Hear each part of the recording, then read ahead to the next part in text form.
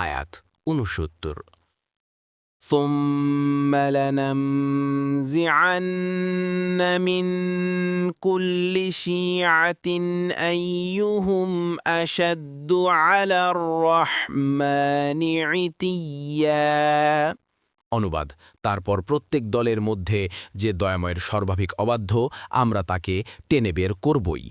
তাফসির ১ নং ফুটনোটের বিবরণ। আয়াতের উদ্দেশ্য এই যে কাফেরদের বিভিন্ন দলের মধ্যে যে দলটি সর্বাধিক উদ্ধত হবে তাকে সবার মধ্য থেকে পৃথক করে অগ্রে প্রেরণ করা হবে। কোনো তাফসিরবিদ বলেন অপরাধের আধিক্যের ক্রমানুসারে প্রথম, দ্বিতীয় এবং তৃতীয় স্তরে অপরাধীদেরকে জাহান্নামে প্রবেশ করানো হবে। ইবনে কাসির।